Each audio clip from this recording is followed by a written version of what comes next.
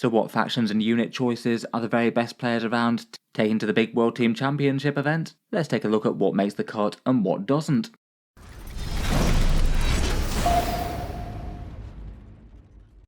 Hello and welcome back to Auspex Tactics, where today I was interested enough to take a look at the army list for the WTC event, an interesting dataset where the vast majority of the players are absolute pros at the game, so it can give a few interesting insights into top level Warhammer 40k.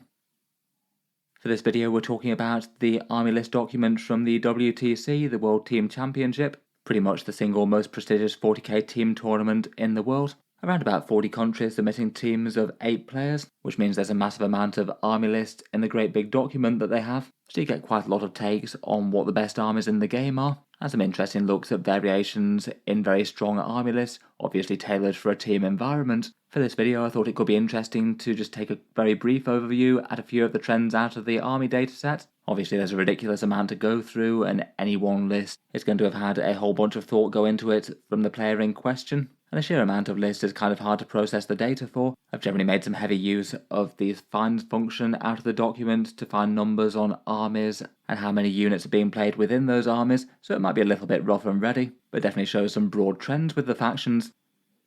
I feel like it's a really interesting set of armies to go through, though it definitely does have some caveats that go with it. Team events have the rules where each codex and rule source can only be used just once, whether you're using it as your main faction or as allies, and that means that some factions that make particularly good allies might get picked a little bit less than others. Plus the core Codex Space Marines rule source, that can only be used once, so it basically means that you only get one set of Space Marines, whether it's the core Codex or any one of the divergent chapters. You couldn't have Blood Angels and Space Wolves, so they're kind of directly competing against each other. I'd also bear in mind that it's not the same as singles Warhammer 40k, lists have to do well as part of a team, so quite a lot of strategy goes into matching players against each other, exactly what table they're playing on, and there's a lot of high-minded trying to pair things up advantageously, so it does incentivize a few fairly take-all-comers armies, but also a bunch of skew lists that might just particularly body one faction or another. In general, I'd still say that every list is going to be massively strong, but it might not be the optimal thing that you'd go for trying to top a singles grand tournament of Warhammer 40k.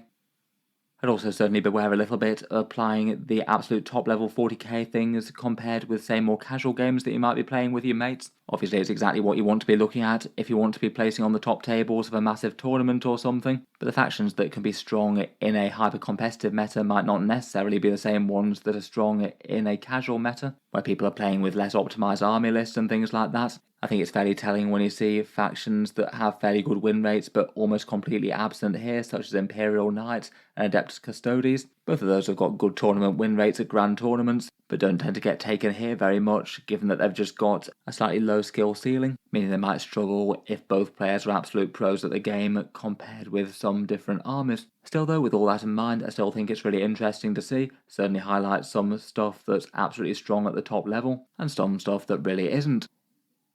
Going through the armies and selections in turn, there were just 2 main factions that had absolutely 0 choices in the WTC army list. Out of the 300 plus players, nobody picked Genestealer Cults and nobody picked Deathwatch. If you had to guess a couple of factions that people wouldn't play, it probably would have been them, to be fair. Genestealer Cults have been struggling since their codex came out and just aren't a particularly obvious army with the ways that you get big strength out of them, and do have a fair few ways that certain counter lists or enemy playstyles could make things very hard for them. There's also no picks for the Deathwatch as well, maybe not too surprising given that they're kind of unplayed competitively and have been for a very long time. And I guess on top of that, neither of these are likely to sneak through quite as much just from people happening to play them regularly and being very good at them, as even at the best of times they tend to be factions with small player bases. I guess Deathwatch are going to be reinterpreted within the whole Inquisition thing kind of soon, but maybe further underlines that the Genestealer Cult Codex just seems to be missing a bit of raw strength, even if I think the actual Codex detachments do certainly have some interest. They kind of need a bit more datasheet strength to back it up.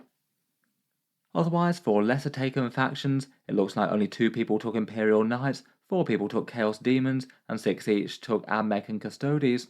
As mentioned, the Imperial Knights and Adeptus Custodes just generally don't tend to do quite as well as the top level unless they're obscenely strong. Armies that often tend to stomp mid-tables and casual scenes just with big stat checks. There's definitely ways that you can play with them better and worse, but it seems they're just generally considered not to quite cut it to be able to get in at this sort of level of event. Imperial Knights are pretty thin on the ground in spite of the terrain boost they got recently. There's at least a few people playing Custodians though at 6 players, most of them using Shield Hosts with heavy use of Venatari Custodians with their free rapid ingress. Otherwise, Chaos Demons aren't super well played, and there might be a bit of a factor of allies suppressing their numbers a little bit, given that a lot of Chaos factions could happily use a few allied demon units. The ones that are here seem to make good use of Great Unclean Ones and Bloodthirsters delivering Khorne units. Of the AdMech, there are 6 players here, mainly using Hunter Cohort armies, plenty of battle line troops, Iron Striders, Dragoons, and Sicarians.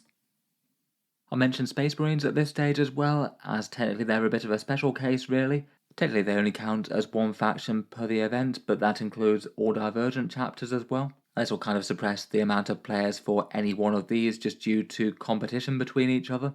So if it was a fair contest, you could probably expect most of these numbers to be a little bit inflated if the choices were just completely de-restricted.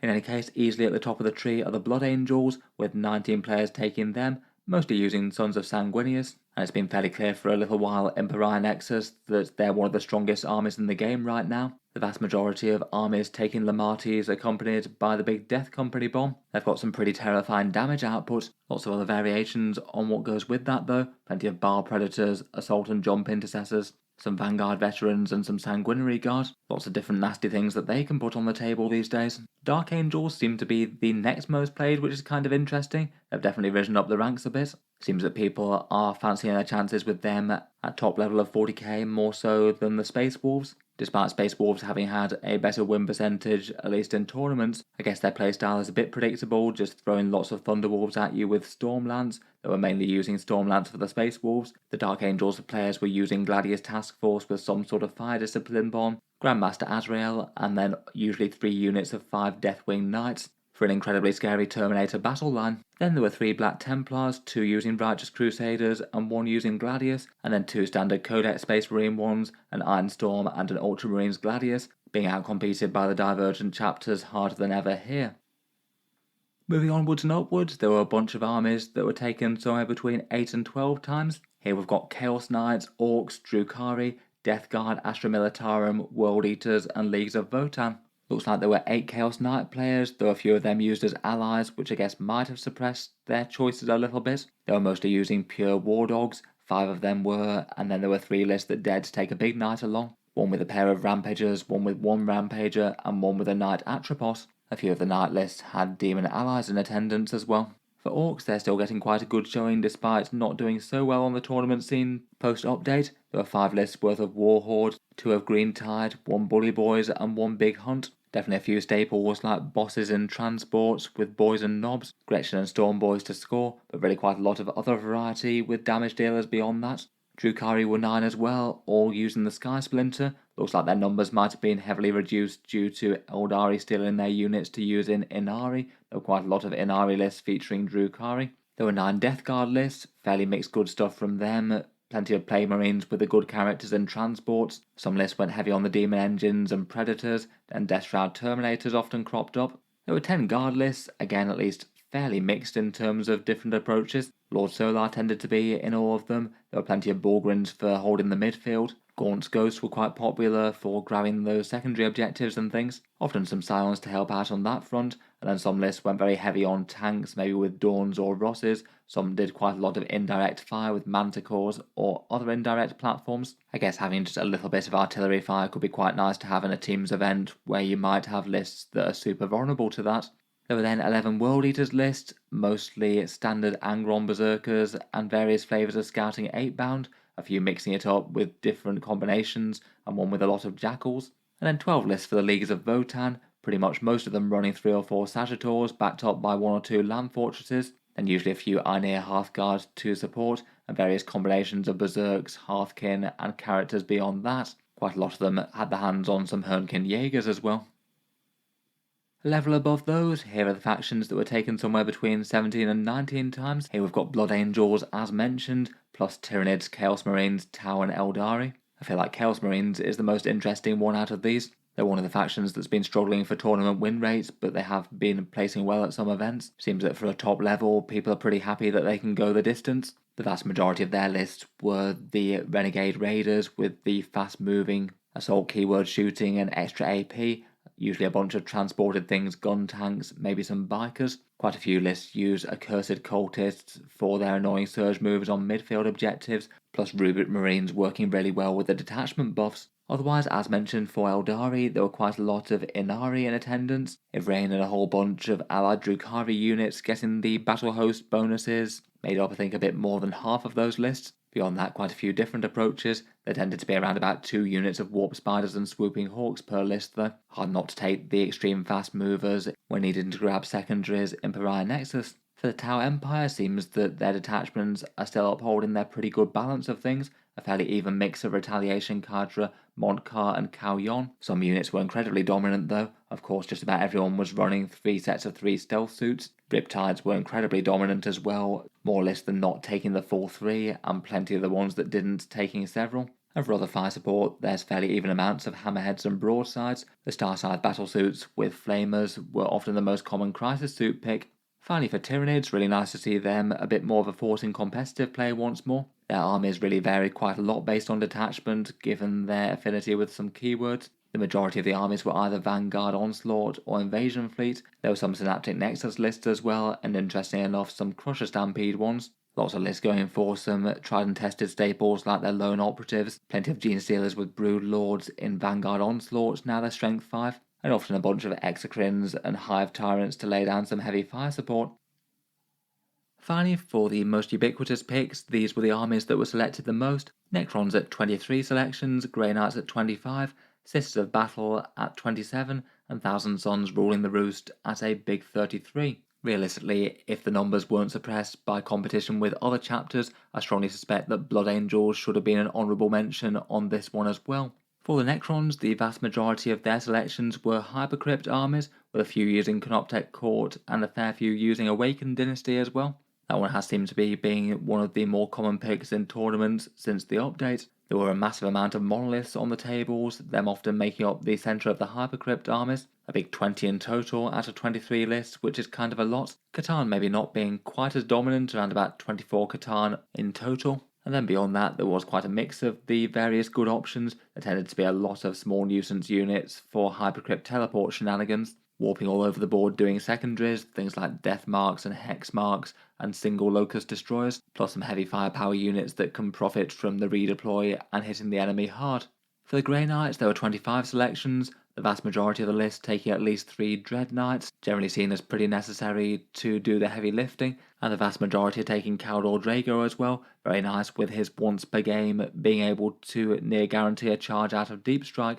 Otherwise a fairly good mix of their other common tournament picks, plenty of Terminators, Strike Squads for objectives, and the other variants are all fine. Most armies are often running around about 1 or 2 of the Librarians as well for some focused mortal wounds. For the Sisters, no major surprise that they're the second most played army. There really wasn't a lot of variation in their list, almost entirely Bringers of Flame with the fast moving and hard hitting range damage. Just one list took Penitent Host and 1 Hallowed Martyrs. Val and a set of Paragon Warsuits were in 22 of the 27 lists, very commonly taken as just a massive danger unit that can tear the heart out of an enemy army if it gets a proper turn of damage off. The Triumph of St. Catherine looks like it's in literally every list, not really too surprising with that automatic generation of miracles plus the other good buffs that it brings. And beyond that, for averages there were around about 2 units of Seraphim, 2 or 3 Castigators, 2 Immolators, and a couple of squads of 10 Dominions on average. People do seem to be pretty happy with what's strong in the Bringers of Flame. Finally, and up at the top are the Thousand Sons, certainly one of the strongest factions in Warhammer 40k. A big 33 selections for them, Magnus in all of them, and Araman I think in 25. Around about 2 or 3 Infernal Masters per army with their big Psychic Flame attack, about 4ish squads of Rubrics, and 1 or 2 Mutaliths on average. In general, Thousand Sons army lists don't tend to vary all that much, maybe just varying a little bit in terms of the numbers of chaff and the exact distribution of support characters. In any case, kind of interesting to get a rough measure of what the top players in the game think are good, even if it is in a bit of a different environment with the whole teams thing going on. It is kind of fun to see what lines up well with win rates in singles tournaments and things, and what doesn't. In any case, I think I'll leave that there for this one. Let me know your thoughts down in the comments below. Obviously a ridiculous amount that you could go further into this, much of which I'm sure is beyond my understanding at this sort of level of play. Look forward to hearing any other fun insights down in the comments though. If you've enjoyed the video, then feel free to subscribe to Auspex Tactics, or certainly keep the regular 40k videos coming. I do tend to post new ones just about every day. Finally, if you have been enjoying all the videos on the channel, I would just like to mention that Auspex Tactics does have a Patreon page as well, and you can find that linked in the video description if you'd like to help support and keep them coming. Channel patrons do get a few advantages: seeing certain videos early, regular votes to see what sort of things happen next on the channel, and automatic entry into the regular prize giveaways with a chance to win some big model kits each month. If any of that sounds good to you, or you'd just like to help support, the link is down in the video description. In any case, an enormous thank you for listening, and I'll hope to see you guys next time.